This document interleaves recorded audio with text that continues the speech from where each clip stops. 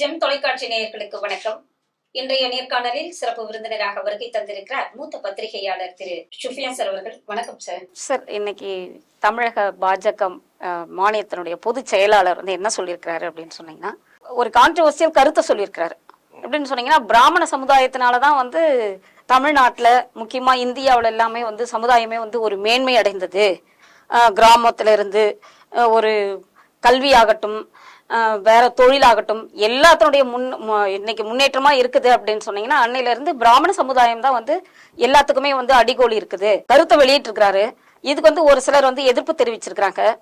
அது குறித்து நீங்க என்ன சொல்ல வரீங்க சார்? அதாவது பிராமண சமூகத்தினுடைய சமூக சீர்திருத்தம், இரண்டாவது தீண்டாமைக்கு எதிராக அவர்கள் செய்கிற நடவடிக்கை அப்படின்ட்டு திரு ராம் சுப்பிரமணியன் அது ஒரு சங்க விழாவில் அவர் பேசியிருக்காரு. தமிழ்நாட்டில் அது ஒரு பிரபலமான பத்திரிகை செய்தியை வெளியிட்டிருக்காங்க. பொதுவாக இந்த செய்தியை நம்ம எப்படி பார்க்கணும் அப்படின்ட்டு நான் பார்க்குறேன்னு சொன்னா, 1920களிலே தமிழ்நாட்டில் பிராமண வெறுப்பு ஆரம்பித்திருக்கிறது. என்னன்னா, நீதி கட்சி, ஜஸ்டிஸ் கட்சி, திராவிட கழகம், திராவிட முன்னேற்ற கழகம், இப்படி அதனுடைய வெறுப்புகள் தொடர்ந்தது. நான் தனிய பர்சனலா என்ன நினைப்பேன்னா, உலகின் மனிதர்கள் அனைவரும் ஒரே தாயினுடைய பிள்ளைகள் தான். அதுல மதமோ ஜாதியோ இனமோ மொழியோ அல்ல என்று நான் நினைக்கிறேன். அது மட்டும் இல்லாம இந்த மதத்தையும் சித்தாந்தத்தையும் உருவாக்கி கொண்டது நான் தானே தவிர வேறு யாரும் இல்லை. நான் விரும்புவதை உங்க மீது திணிப்பதற்கு எனக்கு உரிமை இல்லை. நீங்கள் விரும்புவதை என்னிடத்தில் சொல்லலாம், ஆனால் திணிப்பதற்கு உங்களுக்கு உரிமை கிடையாது. அதுதான் நம்முடைய பண்டமெண்டல். பிராமணர்களை குறித்து சமீபகாலமாக தமிழ்நாட்டில்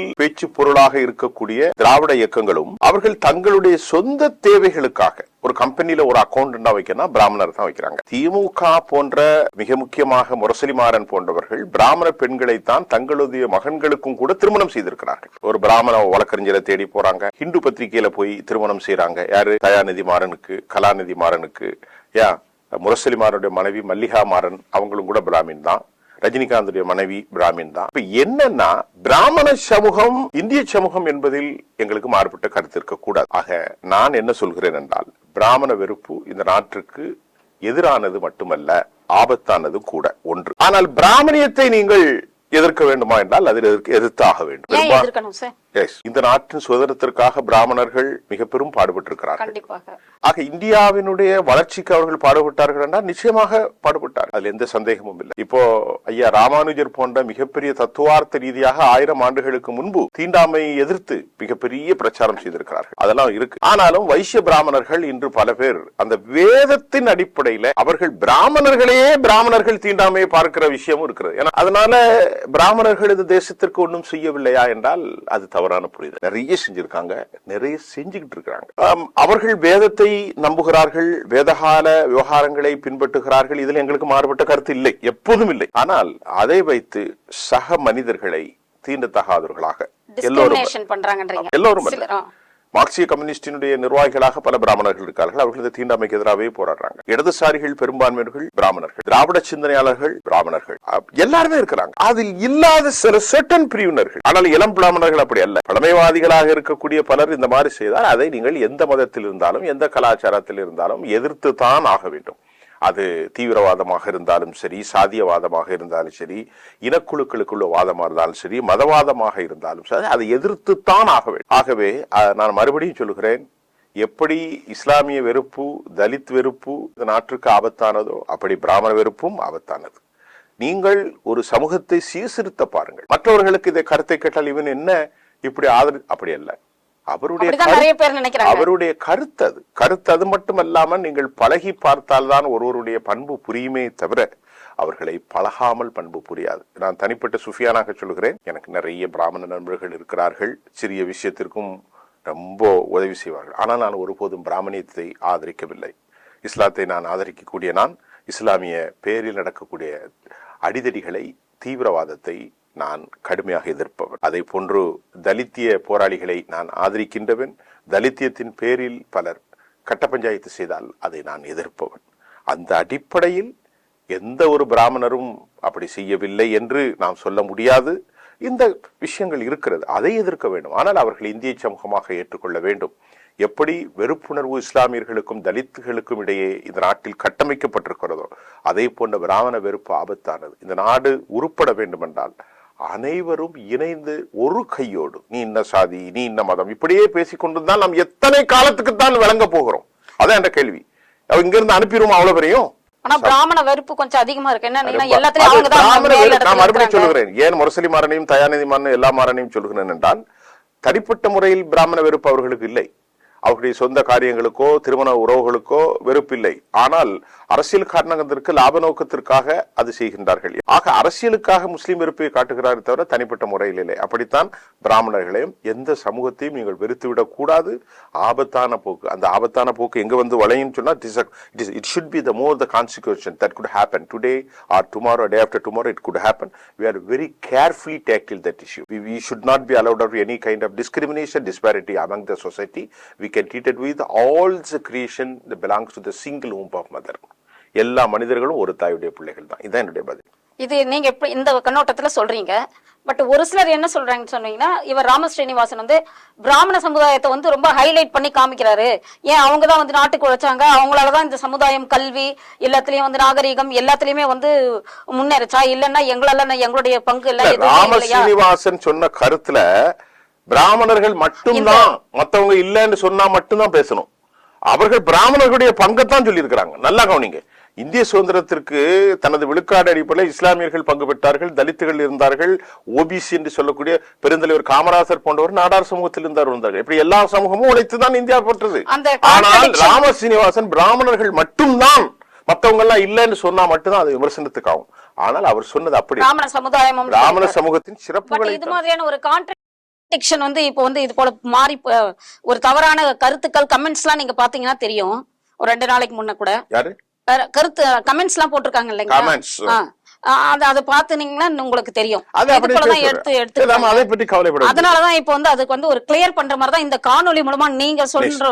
அது தவறு இல்லை. அதாவது நான் என்ன சொல்றேன், சித்தாந்த நானே கூட அது போல அந்த மாதிரி ஒரு கான்ட்ரடிக்ஷன் என்னுடைய மனசுல இருக்கலாம் இல்லைங்களா? இருக்கலாம். நீங்கள் சித்தாந்த கூறு அடிப்படையிலே யாரையும் ஒரு அன்பின் அடிப்படையில விவாதம் செய்யுங்கள். பிராமணர்கிட்ட போய் கேட்கலாங்க, வாங்க நாங்க நம்ம 2 பேரும் ஒன்று போல இருக்கோம், நமக்கு respiratory system, pericardium, heart and surgery எல்லாமே ஒரு போல தான் இருக்கு. நீங்க எப்படி என்ன வந்து தனித்துவமாக படைப்பு, கண்ணிலிருந்து படைத்தான், நெற்றியிலிருந்து படைத்தான், தோளிலிருந்து படைத்தான், தொப்புலிருந்து படைத்தான், பஞ்சமாதகன், காலி, அதெல்லாம் நீங்கள் பேசுங்கள், அறிவுபூர்வமாக பேசுங்கள், அது தவறில்லை. அதை விட்டுட்டு அப்பனா அவனுக்கு உனக்கு என்ன வித்தியாசம் இருக்கு? இப்போ நான் வர்ணாசிரமத்தை எதுக்குறேன்னு வைங்களேன். நெற்றிலிருந்து மனிதன் பிறக்கவில்லை. கடவுள் இப்போ யூதர்களுக்கும் மற்றவர்களுக்கும் என்ன விஷயம்? யூதர்கள் என்ன சொல்கிறார்கள்? நான் அதை படித்தவன், நெருக்கமாக படித்தவன், ஹீப்ரு மொழியாக்கத்தையும் அரபியிலிருந்து வந்த விஷயத்தெல்லாம் படித்திருக்கிறேன். அவர்கள் என்ன சொல்கிறார்கள்? கடவுள் தங்களுக்காக தேவன் உருவாக்கிய ஒரே சமூகம் இஸ்ரவேலர்கள் மட்டும்தான். இப்படி ஒரு கடவுள் இருந்தா அந்த கடவுள் நமக்கு தேவையா? தேவையே கிடையாது. கடவுள் ஒரு சமூகத்தை மட்டும் படைச்சு இது மட்டும்தான் என்னுடைய குலம், மற்றவன்னா அடிமை சமூகம் என்று சொன்னா அவன் கடவுளாக இருக்க வாய்ப்பே இல்லை. அவன் மிகப்பெரிய மனித குல எதிரியாகத்தான் இருப்பான். அந்த கடவுள் நமக்கு தேவையில்லை. அப்படிப்பட்ட கடவுள் எல்லா சமூகமும் கடவுள் என்றால் அவன் அன்பானவன், இரக்கமானவன், அனைவருக்கும் சமமானவன். அப்படித்தான் இருக்கணும். அப்படித்தான் எல்லோரும் சமம். அதை நீங்கள் ஒரு பரஸ்பர நற்கூர் அடிப்படையில் ஒரு ரெசிப்ரோகேஷன், அதை விட்டு போட்டு கண்மூடித்தனமாக பிராமண எதிர்ப்பை நான் கடுமையாக வெறுக்கின்றேன், கடுமையாக எதிர்க்கின்றேன். இந்த நாட்டுக்கு பாடுபட்டவர்கள் பிராமணர்கள். இந்த நாட்டில் இன்றைக்கும் இடதுசாரி தலைவர்கள் பெரும்பான்மையவர்கள் பிராமணர்களாகத்தான் இருக்கிறார்கள். அதில் சில சதவீதம், பாதி பேர் இருக்கலாம், கடுமையான தீண்டாமைக்கு எதிராக போடுபவர்கள் பிராமணர்கள். நீங்கள் சொன்னால் பல பெண்கள் தலித்துகளையே திருமணம் செய்திருக்கிறார்கள், மனம் மூந்து திருமணம் செஞ்சிருக்கிறார்கள். அதுதான் உண்மை. ஆக இந்த வெறுப்பை நாங்கள் முழுமையாக துடைத்தெறிய வேண்டும். இதுதான் முக்கியமானது. இந்த வெறுப்பு முன்ன இருந்தது, ஆனா இப்ப உண்மையிலேயே அது வந்து அது என்ன ஓரளவுக்கு பதில் சொல்லியிருக்கேன். எராடிகேட் ஆயிடுச்சு. அது சமுதாயத்துல பாத்தீங்கன்னா அது ஃபுல்லா எராடிகேட் பண்ணப்பட்டு எல்லா சமூகத்துக்கும் ரூட் இட்செல்ஃப் அது வந்து எராடிகேட் பண்ணியாச்சு. ஆனாலும் மறுபடியும் வந்து மக்கள் வந்து வேற மாதிரி அவர் பேசின ஒரு பேச்சை வந்து வேற மாதிரி எடுத்து கொண்டு போறாங்க. இப்ப இவன் அரசியல்வாதிகளே கூட சொல்லியிருக்காங்க, ராம சீனிவாசன் வந்து இது போல பேசலாமா? நான் ஒரு 2-3 காணொலியில பார்த்தேன். பேசலாம். அவங்க வந்து அரசியலுக்கு தான் பேசுறாங்க. நான் மறுபடியும் சொல்லிட்டேன், அவங்க அரசியலுக்கு தான் பேசுறாங்க, அரசியலுக்கு தான் சொன்னாங்க. ஒரு சமூகத்துல பழகி பாருங்க, ஒரு சமூகத்தோடு நீங்க இணைந்து பாருங்கள். இணையாமல் வெளியிருந்து எந்த சமூகத்தையும் விமர்சிக்க வேணும். ஏன்னா நான் அதிகமாக பழகியவன், அதிகமாக அடுப்பங்கரை வரைக்கும் சென்று சாப்பிட்டவன். அவருடைய பிள்ளைகள் எல்லாம் என்னோடு விட்டு செல்வார்கள். முகமுகமாக ஒரே தட்டில் சாப்பிட்டவர் என்ற முறையில் சொல்லுகின்றேன்.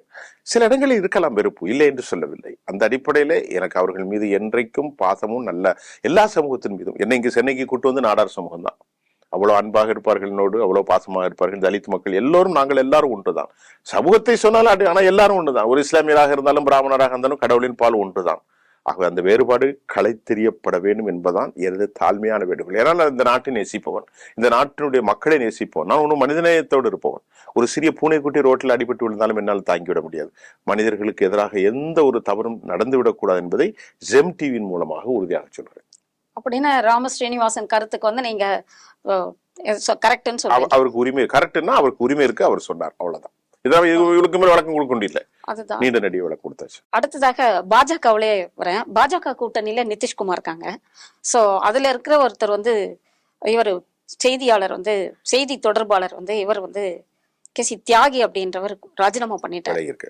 இது எதனால ராஜினாமா பண்ணிட்டாரு? இவர் பிஜேபிக்கு அகைன்ஸ்டா ஏதாவது வந்து பேசினாரா? அது என்ன கான்ட்ரோவர்சி போயிட்டு இருக்கு அப்படின்னு சொல்லுங்க சார். ரொம்ப முக்கியமான ஒரு விவகாரம் என்னென்றால், கேசி தியாகி ரொம்ப ஒரு அபிஷியல் ஸ்போக்சன் ஐஜேகே, அதாவது ஐஜேகே ஐக்கிய ஜனதா தளம், ஒரு பண்பட்ட ஒரு மனிதர். என்னன்னா நிதிஷ்குமார் வந்து ஒரு ஓபிசி முகமாக பார்க்கப்பட்ட நேரத்துல பல சட்டங்கள், உதாரணத்துக்கு இந்த லேட்ரல் என்ட்ரி, அப்புறமா காமன் சிவில் கோட், வக்ஃப் வாரியம், இந்த 3 சட்டங்களிலும், அதுமல்லாம 4வது இந்திய அரசினுடைய இஸ்ரேலுடைய போர், ஹமாஸுடைய போர் குறித்து அவருக்கு நிலைப்பாடு, இந்த 4ஐயுமே மிக கடுமையாக அவர் பொதுக்களத்துல எதிர்த்திருக்கிறார். லேட்ரல் என்ட்ரிங்கிறது வந்து ரிசர்வேஷன் இல்லாமல் 45 போஸ்டுக்கு எல்லாரும் உள்ள வருவது, அது மிக தவறு என்கின்றார். வக்ஃப் வாரிய சட்டங்களில் பிற மதத்தினரை நியமிப்பதை தவறு என்று சொல்கின்றார். அதே போன்று 3வது விவகாரம் ஹமாஸ் விவகாரம், எக்ஸ்டர்னல் அஃபேரன்ஸ் ஃபோர்ஸ், அது வந்து இந்திய அரசு எடுக்கக்கூடிய முடிவுகள்ல தான் நாம வந்து எடுக்கணும்னு நிதிஷ் சொல்லும் போது அவர் அது தவறு, இது மனிதநேயத்துக்கு விரோதமானது, இந்திய ஆயுதங்களை இஸ்ரேலுக்கு கொடுக்க கூடாதுங்கிறார். 4வது காமன் சிவில் கோட். இந்தியாவில இந்து மதம் என்று சொன்னவர்கள் பல்வேறு சாதி பிரிவுகள், பல்வேறு இனக்குழுக்கள், பல்வேறு சடங்குகள், சாஸ்திரங்கள் இருக்கின்ற போது எல்லோருக்கும் ஒரே கலாச்சாரம், ஒரே தேசம், இது சாத்தியம் இல்லை என்று அவர் வெளிப்படையே பேசுகிறார். இங்க என்ன பிரச்சனை என்றால், ஒரு கூட்டணியில் இருந்து கொண்டு நீங்கள் இப்படி பேசலாமா என்ற கேள்வி பாஜக, நிதிஷ்குமார் போன்றவர்களிடத்தில் கேள்வி எழுப்புகின்ற போது அது பெரும் தர்ம சங்கடத்தை ஏற்படுத்தியிருக்கிறது. அதனால அவர்களுக்குள்ள ஒரு கன்ஃபரன்டேஷன், ஐ மீன் ஒரு கான்ட்ராடிக்டரி, ஒரு டிசென்ட் ஏற்பட்டிருக்கிறது. அதன் விளைவாக அது ரொம்ப நாளைக்கு உள்ள போயிட்டு இருக்கு. ஏன்னா பிஜேபியினுடைய கொள்கையில அவருக்கு இணைஞ்சு மர்ஜ் பண்ண முடியல. நிதிஷ்குமாரும் கூட கொஞ்ச நாளைக்கு போகலாம், அதுக்கப்புறம் மாறலாம். ஏன்னா நிதிஷ் ஒரு நம்பகத்தன்மையான ஒரு மனிதர் அல்ல.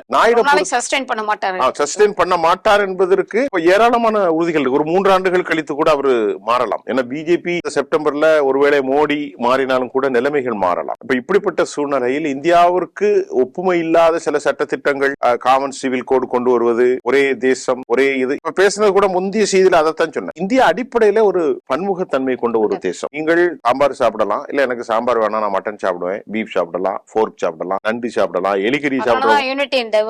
எலிக்கறி சாப்பிடுறவங்க நிறைய பேர் இருக்காங்க, நம்ம பாக்குறோம். நமக்கு அது பிடிக்காதுனால் நம்ம அதை சொல்ல முடியாது. ஆக அவர்களை போய் நீங்கள் வந்து சாப்பிடக்கூடாது என்று சொல்வதோ, நீங்கள் எல்லாம் ஒரு கடவுளை தான் வணங்க வேண்டும், ஒரே தேர்தலில் தான் நிக்க வேண்டும், ஒரே மாநிலமும் ஒரே மத்தியும் ஒரே மாதிரி இருக்கணும், ஒரே ட்ரெஸ் கோட் அணிய வேண்டும், அப்படி எல்லாம் சொல்வது இந்தியாவுக்கு பெரும் ஆபத்து. அந்த ஆபத்து தான் இப்போ மத்திய கிழக்கில் நடந்து கொண்டிருக்கிறது. ஆகவேதான் இந்த கட்சிக்குள்ள இருக்கக்கூடிய ஆனா ஒரு ஸ்ட்ராட்டஜி இருக்கும், ஒரு காமன் மினிமம் ப்ரோக்ராம்ஸ் ஒன்னு இருக்கும். அந்த காமன் மினிமம் ப்ரோக்ராம்ஸ்ல வந்து டிடிபியும் ஐக்கிய ஜனதா தளமும் இணைந்து பிஜேபியோட என்ன மாதிரியாக ஒரு கோலியேஷன் பார்ட்னரா அந்த காமன் யூபிஎல விஷயத்துல நீங்க தலையிடக்கூடாதுமாங்க. சோ அந்த மாதிரி இருந்துச்சா, இல்ல அவசர கதியில இவங்க வந்து அள்ளி தொடித்த கோலம் போல் முதல்வர் இவர் நிதிஷ்குமார் வந்து அழுத்தம் கொடுத்திருப்பாரு அவர் தியாகிக்கு? அப்படியே இருக்கலாம். ஏன்னா நிதிஷுக்கு அவர் வந்து என்னுடைய சொந்த காரணங்களுக்காக தான் நான் ராஜினாமா பண்ணேன் அப்படின்னு வந்து வெளிப்படையா செய்தியாளர்கள் கிட்ட சொல்லியிருக்கிறாரு. கூட்டணியில் இருந்து கொள்ளாமல் நீங்கள் இந்தியா கூட்டணிக்கு ஆதரவாக பேசுறது ரொம்ப தப்புன்னு சொல்லும் போது நிதிஷ்குமாருக்கு பிரஷர் வரும். அவரு கேட்பாரு, இங்க வாங்க, ஏன் இப்படி பேசுறீங்க, அது அவங்களுக்குள்ள நான் பேசத்தான் செய்வேன் அப்படின்னு சொல்லியிருப்பாரு. இது ஒரு நாள் 2 நாள் இல்ல, பல நாள் நடந்திருக்கும். ஆகவே நீங்க எதிர்கட்சியின் குரலாக பேசுகிறீர்களே, இந்தியா கூட்டணியின் குரலாகன்னா உங்களுக்குள்ள ஒரு நீண்ட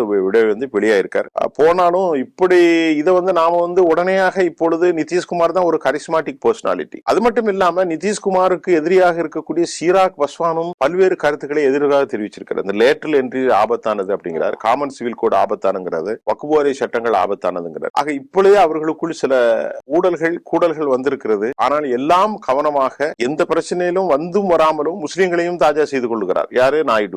விஜயவாடாவில் போய் இஸ்லாமியர்களை அழைத்து அவர்களோடு முகமுகமாக நான் உங்களோடு தான் I be with you, God be with you, God be with us மாதிரி நான் உங்களோடு கூட இருக்கிறேன் என்று இஸ்லாமியர்களை செய்துகிறார். இங்கேயும் போய் செய்கிறார். ஆகவே இது ஒரு பெரிய அளவிற்கு தற்போது ஒரு இடைவெளி ஏற்படுவதற்கான வாய்ப்பு இல்லை. யாகி போனனால கட்சி உடைஞ்சிரும் நான் நினைக்கல. இந்த மாதிரி சில மாற்றங்கள் வரலாம், வராமலும் போகலாம். இப்பொழுது நாம் அதை ஒன்றும் சொல்ல முடியாது. ஒரு கட்சியிலிருந்து ஒருவர் வெளியேறி இருக்கிறார் அல்லது அவர் பதவியிலிருந்து நீக்கப்பட்டிருக்கார். இதோடு வேற செய்தி. இன்னொன்னு ஒரு முக்கியமானது, ஹரியானாவுல வந்து இவர் யாரோ ஒருத்தர் பீஃப் வச்சிருந்திருக்கிறார். அதனால அவரை வந்து அடிச்சு கொலை பண்ணிட்டு இருக்காங்க. அதுக்கு வந்து அந்த ஹரியானா முதல்வரே என்ன சொல்லியிருக்கிறாரு அப்படின்னு பாத்தீங்கன்னா, இதெல்லாம் நம்மளால ஒன்னும் செய்ய முடியாது. யாரோ ஒரு சாதாரணமா பண்ணதுக்கு சொல்ற மாதிரி இதுக்கு நாம ஒன்னும் பண்ண முடியாது. அவர் மாட்டுக்கறி வச்சிருந்தாரு, இவர் அடிச்சாரு, அதுக்கு நான் என்ன பண்ண முடியும் அப்படின்ற மாதிரி ஒரு ரொம்ப அசால்ட்டா பதில் சொல்லி இருக்கிறார். இதுதான் வந்து ரொம்ப ஆபத்து. இது இப்போ ஒரு பீஃப் சாப்பிடுறாரு. பீஃப் எல்லாரும் சாப்பிடுறாங்க. இப்ப இன்னைக்கு உலகத்திலே ரொம்ப பெரிய எக்ஸ்போர்ட் பீஃப் தான். இந்தியா தான் நம்பர் 1 இருக்கு. இந்தியாவில அல் ஹரமைன், அல் அக்ஸா இப்படி ஒரு அரபு பேர்களோடு நிறைய பேரை வந்து பீஃப் ஏற்பாடு பண்றாங்க. அந்த பீஃப் எக்ஸ்போர்ட் பண்றதுல இந்திய உயர் சாதிகள் நிறைய பேர் இருக்காங்க. ஜெயின்கள்லாம் நிறைய பேர் பண்றாங்க. அங்க யாரும் சிறுபான்மையினரோ கிறிஸ்தவர்களோ இஸ்லாமியர்களோ தலித்துகளோ இல்ல. அப்ப அவங்க பிசினஸ்க்கு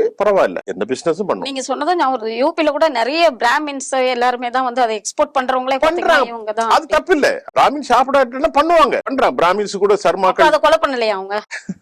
அது சிக்கல். அப்ப வியாபாரத்துக்கு வந்து இப்ப இத மாதிரிதான். அதாவது எப்படின்னா, பிராமணர்களை எதிர்ப்பார்கள், பிராமண பெண்களோடு திருமணம் செய்து நல்ல முறையில் வாழ்ந்துகிட்டு இருப்பாங்க. அப்படிதான் பல ஐஏஎஸ் அதிகாரிகள் நிறைய பேர் இருக்காங்க. அத மாதிரி இது எக்ஸ்போர்ட் பண்றதுல பிராமணர்களும் இருக்காங்க. பீஃப் எக்ஸ்போர்ட்ல ஜெயின் நிறைய பேர் இருக்காங்க, மார்வாடி நிறைய பேர் இருக்காங்க. அதுல ஒரு இஸ்லாமியரும் கிடையாது, அதுல ஒரு தலித்தும் கிடையாது எக்ஸ்போர்ட்ல. அது ஒரு ஊகம். அது தப்பு இல்ல, அது தப்பு இல்ல. அது அவன் பிசினஸா பண்றான். ஆனா இங்க என்ன பிரச்சனைனா, ஒருவன் பீஃப் சாப்பிட்டானோ சாப்பிடலையோ, பீஃப் இந்தியா ஃபுல்லா அறுக்கப்படுகிறது. அப்ப அதுக்கு தடை செஞ்சிடும். பசு நிறைய கோயில்கள்ல இருந்து பசுவை, இதுல என்ன பெரிய கொடுமையை பாருங்க. திருச்செந்தூர் கோயில் மாதிரி கோயில்கள் எல்லாம் பசுவை வந்து கடவுளுக்காக நியமனம் செஞ்சு கொடுக்குறாங்க. அவங்க கொஞ்ச நாளைக்கு அப்புறம் அந்த கோசாலையில இருந்து பராமரிக்க முடியாம மாட்டுக்கறி வியாபாரிட்டே வித்துறாங்க. இது பெரிய கொடுமை. இது மத உணர்வுகளை காயப்படுத்துற மாதிரி. இப்ப நீங்க சொன்ன பாயிண்ட் எப்படின்னா, ஒருவர் சாப்பிடுறாரு அல்லது சாப்பிடாம இருக்காரு, சந்தேகத்தின் பேர்ல அடிச்சு கொலை பண்ணிடுறாரு. அதே மாதிரி மகாராஷ்டிரால ட்ரெயின்ல போற 75 வயது முதியவரை அடிச்சு நொறுக்கி சாவடிச்சிடறாங்க. நயாப் சைனி என்ன சொல்றாரு? He's appointed body, he's elected body or they may be appointed body. அவர் மக்களால் தேர்ந்தெடுக்கப்பட்ட ஒரு சட்டமன்றத்தினுடைய உறுப்பினர் மட்டுமல்லாமல் மாநிலத்தினுடைய முதல்வர். அவர் என்ன சொல்றாரு? ஹரியானாவுல கிராமப்புறங்கள்ல நிறைய பேர் வந்து தெய்வமாக வணங்குறாங்க, ரொம்ப மதிக்கிறாங்க, தெய்வமா வணங்குறாங்க. அவர் கையில வச்சிருந்தாங்க. ஆனா அடிச்ச பத்தி நாம எப்படி தடுக்க முடியும்? கொலை செஞ்சத ஒரு முதலமைச்சர், அதுவும் பாஜகவுடைய முதலமைச்சர் நயாப் சைனி கொலை செஞ்சதை பதறாம ஒரு உயிர் போயிருக்கையா பேசுறாங்கன்னா, இவங்க எல்லாம் என்ன ஆட்சி இந்த நாட்டுல நடத்துறாங்க? எது விளம்பரம்? இப்ப நான் சொன்னதுதான் இந்த வெறுப்பு சொன்னதுல முதல்ல அதுதான். இப்ப அது ரொம்ப தவறு. சரி, சப்போஸ் ஒரு சட்டம் இருக்கிறதுன்னு வைங்களேன், பசுவதையா, அது பசுவா இல்லது புல்லா காளையாங்கிறதெல்லாம் நம்ம அனலைஸ் பண்ணும். ஒண்ணு. ரெண்டாவது, ஒட்டுமொத்தமாக அந்த கடையெல்லாம் நீ பேன் பண்ணும். சாப்பிடுறவனும் ஒண்ணு செய்ய முடியாது. தமிழ்நாட்டுல கஞ்சா பெருகுதுன்னா அதே மாதிரி காய்ச்சறது எங்க? கள்ளக்குறிச்சியில நம்ம பார்த்தோமா, அதைத்தான் பிடிக்கணும். அதை விட்டு போட்டு அதுக்கெல்லாம் அனுமதி கொடுக்குறாங்க. அந்த மாநிலத்துல வந்து ஹரியானாவுல மாட்டுக்கறி வியாபாரம் நடக்கு. இந்திய அளவுல அரசு அனுமதி கொடுக்கற மட்டும் இல்லாம என்கரேஜ் பண்றாங்க. ஒரு தனி மனிதனை ஒரு மாப் லிஞ்சிங் அடிச்சு கொலை பண்றாங்க. மாநிலத்தினுடைய முதல்வர் இந்தியாவுடைய அரசியலமைப்பின்படி உறுதிமொழி எடுத்து அவர் வந்து சத்தியம் பண்றார், நான் எந்த இனத்துக்கும் எந்த மதத்துக்கும் எந்த மொழிக்கும் எதிராக இருக்க மாட்டேன்னு சொல்லிட்டு அடிச்சுக்கொண்டா நாங்க என்ன செய்ய முடியும்னு கைய விரிச்சா இந்த நாடு எங்க போகுது, எவ்வளவு கேவலமா போயிட்டு இருக்குங்கிறதான் நம்ம நினைக்கிறோம். இதெல்லாம் உலக நாடுகள் பார்த்து அப்படியே வியந்து போய் நிற்கும். இது ரொம்ப நாளைக்கு போக முடியாது. எப்படி போச்சுன்னா இந்தியாவுடைய ஒற்றுமை கேள்விக்குறியாகும். இதற்கு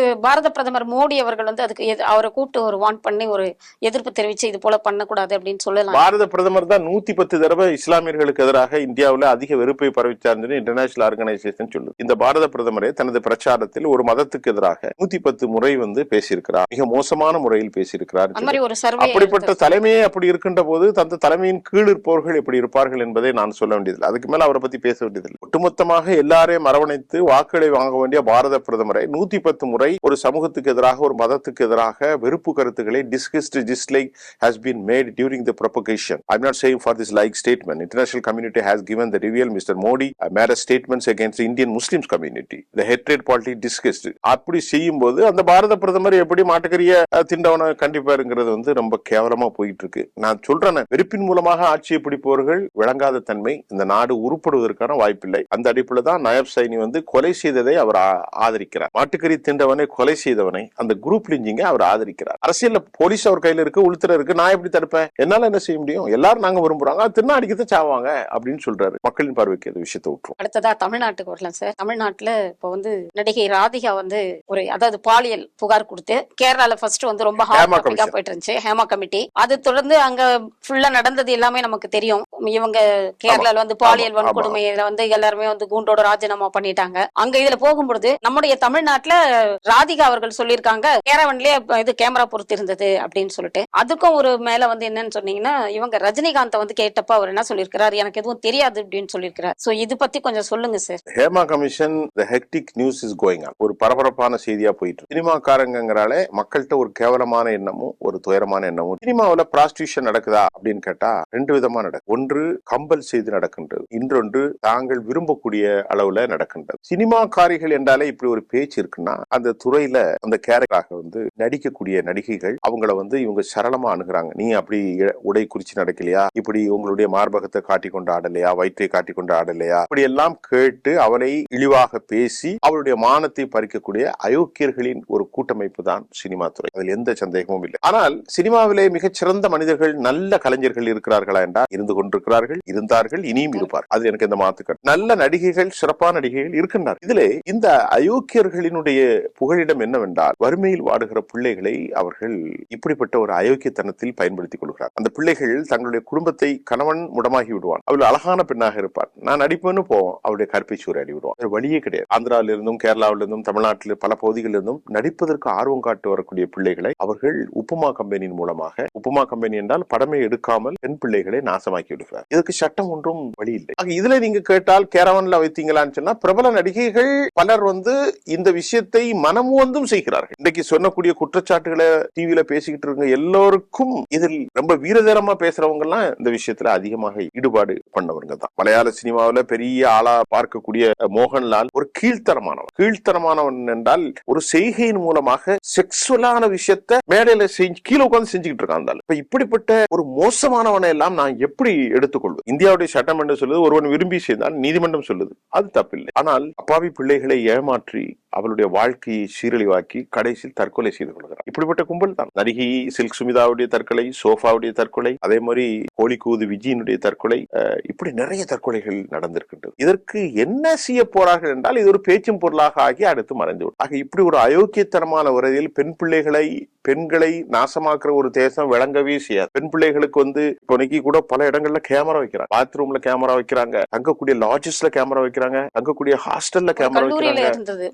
பல பிள்ளைகள் தற்கொலை செஞ்சுக்கிட்டாங்க. எவ்வளவு பெரிய தப்பு. நல்ல குடும்பத்தில் உள்ள பிள்ளைகள், நல்ல பிள்ளைகள் இந்த மாதிரியாக அநியாயத்தில் மாட்டிக்கிடாது. அரசு கடும் சட்டத்தை கொண்டு வரணும். ஒரு தேசம் விளங்காது என்றால் பெண்கள் எங்கு மதிக்கப்படவில்லையோ அந்த தேசம் உருப்படாது. சவுதி அரேபியால தலை வெட்டி விடுவாங்க, இந்த மாதிரி வேலையும் நடக்காது. அப்ப நம்ம நாட்டுல ஹிந்தி படமா இருந்தாலும் சரி, இப்ப தெலுங்குல பயங்கரமா இருக்குங்கிறாங்க, மலையாளத்துல அது போல, தமிழ் கொஞ்சம் பரவாயில்ல அப்படிங்கிறாங்க. தமிழ்நாட்டுடைய சங்க தலைவராக இருக்கிற விஷால பத்தி அந்த பையன் இந்த பையன் சொல்லிட்டு ஒரு ரெட்டின்னு, ஒரு ஸ்ரீ ரெட்டின்னு ஒரு பெண்ணு ரொம்ப மோசமா பேசுறாங்க. நேற்று நம்முடைய ராதிகாவும் அப்படித்தான் பேசுறாங்க. ராதிகா அன்னைக்கு கேரவன்ல வைத்திருக்கும் போது உடனடியாக வந்து வெளியே டிஸ்க்ளோஸ் பண்ணிருக்கணும். உடனடியாக கேரவன் அவங்க வந்து இந்த கேமராவை கண்டுபிடிச்சதா சரியா இருந்திருக்கும். அப்ப அவங்க என்ன சொல்றாங்கன்னா, அந்த காலகட்டத்துல நாங்க எதிர்க்கிறோம். பல பேர் இப்படியும் சொல்றாங்க, நாங்க நடுத்தரமான குடும்பம், தினமும் எங்களுக்கு 2000-3000 வருது, ஆனாலும் கூட ஒரு 10,000 வருது, நாங்க சின்ன திரையில் நடிக்கிறோம், டக்குன்னு சொல்லி எங்க பொழப்பு போயிடக்கூடாதுன்னு சொல்லி கண்டும் காணாமலும் போயிடும். இதுதான் உண்மை. டெய்லி ஒரு 10,000 வருது ஷூட்ல, இதை போய் என்னத்தை போட்டு பெரிதுபடுத்தோம், நம்ம நடிச்சிட்டு நைஸா தப்பி போயிரும், நம்ம குடும்பம் கெட்டு போயிரும், பிள்ளைகள் பால்க வேணும், படிக்க வைக்கணும், கணவன் உடம்பு சரியில்லை, குடிகாரனா இருப்பாரு. இந்த மாதிரியான ஒரு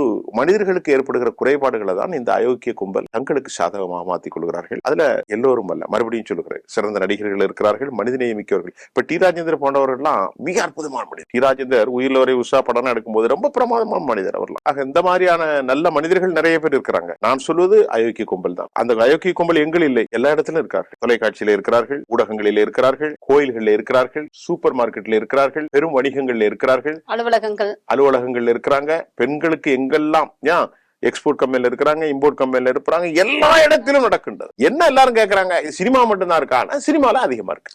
ஏன்னா அந்த கேரக்டர், அந்த டிசைன், அந்த ஆடல் பாடல், பெண்கள் அதிகமா வர்றது துறை. நிறைய பிள்ளைகள் வருது இல்ல, அப்ப அதுல நிறைய இருக்கும்ல. இந்த தப்பு தான். இதுக்கு கடும் சட்டம் கொண்டு வந்தாலும் அது இம்ப்ளிமெண்டேஷன்ல ரொம்ப சிக்கல் தான் இருக்கு. பேச்சு பொருளா இதுவும் மறைஞ்சிரும். Hema committee that will disappear. It takes more time. 1 or 2 monthsல சரி எல்லாரும் disappear. We have to be மறந்துருவாங்க we எல்லாரும். have to be changed for other record. அப்புறம் போயிட்டே இருக்கும். இது ஒண்ணுமே பிரச்சனை. ரஜினிகாந்த் மௌனம் எனக்கு தெரியாதுன்னு சொல்லியிருக்கிறாரு. அது பத்தி மட்டும் இறுதியா ஒரே ஒரு வார்த்தை சொல்லிடுங்க. இது ரொம்ப கண்டிக்கத்தக்கது. ரஜினிகாந்த் என்ற ஒரு பெரிய மனிதர் அப்டேட்ல இருக்க வேண்டியவர் இது தெரியாதுங்கிறாரு. இதுக்கு முன்னாடி இந்த மாதிரி பதிலே சொல்லியிருக்காரு. அது அவருக்கு ரொம்ப இழிவு அப்படிங்கறதையும் நேத்து ராதிகா சிஸ்டம் சரியில்லை அப்படின்னு மேடை சிஸ்டம் எல்லாம் சரியா இருக்கிறவருக்கு தன் துறை அத பத்தி சொன்னவருக்கு திரைத்துறையில இருக்கிறத பத்தி தெரியாதா கேக்குறது. அதுல எவ்வளவு தவறு. அப்ப அவர் என்ன சொல்லியிருக்கணும், பெண்கள் அவர் ஒரு வார்த்தை சொல்லிருக்காரு. ராதிகா சொன்னதுதான் ரொம்ப தவறான விஷயம். ரஜினிகாந்த் இப்படி சொன்னது ரொம்ப தப்புன்னு ராதிகா கண்டிச்சிருக்காங்க. உண்மையிலேயே நான் ஒரு மூத்த கலைஞரா இந்த மாதிரி விஷயத்துக்கு நாங்க கண்டிப்பா போராடணும் தான் இருக்கிறோம். இது சம்பந்தமாக ஒரு வாய்ப்புகள் கிடைக்கும் போது நாங்க எல்லாரும் இணைஞ்சி இந்த அநியாயத்தை தடுப்போம்னு ஒரு வார்த்தை சொல்லியிருந்தா அது ஒரு கண்ணியமா இருந்திருக்கும். அது பேச்சு பொருளா இருந்திருக்காது. ரஜினிகாந்த் எல்லாரும் மாதிரி சொல்லிட்டாரு. இப்ப பேச்சு பொருள் ஆக்குறதுக்கு நுழலும் தன் வாயால் கெடுன்னு தன் வாயாலே கெட்டு போயிட்டான்னு ரஜினிகாந்த். நான் அந்த கமிஷனை படிக்கலன்னு சொன்னா எவ்வளவு பெரிய மோசம். ஒரு பச்சை அரசியல்வாதியோட ரொம்ப மோசமா இருக்கு. ஒவ்வொரு நிமிஷமும் ஒரு செகண்டும் பிளாஷ்பேக் வந்துகிட்டே இருக்கு. அவங்க சாரதா வசலா அந்த கமிட்டில இருக்கிறாங்க. சாரதா கூட சொல்றாங்க. அப்ப அப்படி ஒரு பரபரப்பு வரும்போது இந்தியாவிலே போய் அம்பானி வீட்டுல டான்ஸ் ஆடிட்டு 2 கோடி ரூபாய் வாங்கிட்டு வரக்கூடிய ரஜினிகாந்துக்கு அதெல்லாம் தெரியும். ரஜினிகாந்த் ஐயாவுக்கு இந்த விஷயம் தெரியாதுங்கிற ரொம்ப வருத்தம். ஒரு 72 வயசு பெரிய மனுஷன், ஒரு நல்ல மனிதர் தான், தவறான மனிதர் அல்ல. இது தெரியாதுன்னு சொன்னா அவருடைய நாலேஜ் அவர் கேவலப்படுத்துறதுக்கு சமமாயிடுச்சு. ஒரு வார்த்தை சொல்லலாம். ஆமா, ரொம்ப கஷ்டமா இருக்கு. இந்த மாதிரி சின்ன வயசு பிள்ளைகள்லாம் ரொம்ப பாதிக்கப்படுறாங்க. வறுமையில வந்தவங்களை நான் ஒரு மூத்த கலைஞரா இதுக்கு எதிராக நான் எங்களுடைய சகோதர நடிகர் பேசலான் இருக்கேன். வருத்தம் தெரிவிக்கிறேன். அப்படிப்பட்ட விஷயத்துல நம்ம கண்டிப்பா நடவடிக்கை எடுக்கணும்.